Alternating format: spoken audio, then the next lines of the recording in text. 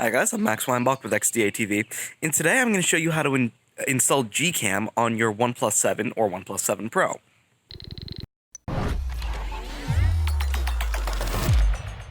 So I've personally already installed Gcam on my phone, but I'm going to go and show you right now how to install this on your phone with a screen recording of me installing it on my phone. All the files you will need are linked in the description, so it's super easy to download everything and get started. So I've personally already installed Gcam and gone through this process, but I've uninstalled everything so I can show it to you guys again. So first, you're going to want to download the two files I've linked in the description, the XML and the APK. I've already downloaded both, so I can just show you from here. So with the XML, before you install the APK, you're going to want to go to your internal storage in your file manager and create a new folder and call it Gcam, uppercase G, uppercase C. Now you're going to want to go to that folder and create another folder called configs. These need to be case sensitive and they need to be exactly the same. If not, this will not work. Then you're going to want to go to your downloads, hold on to the XML, cut it, go over to your internal storage, go to Gcam, go to configs, and paste it.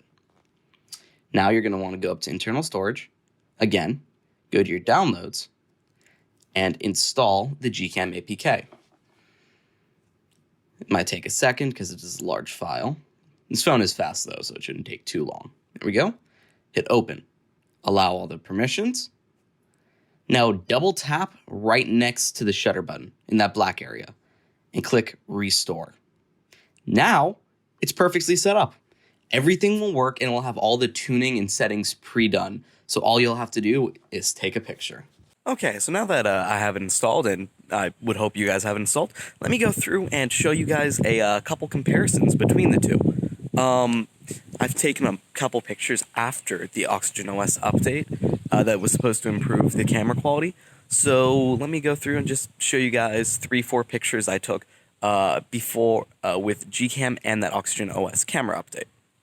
On the left, we have Oxygen OS. On the right, we have Gcam.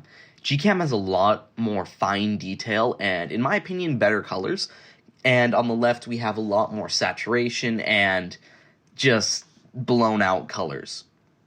Again, here, we have, in my opinion, more appealing colors on the right, but on the left, it's a little bit more social media ready and a lot more green, and slightly worse HDR.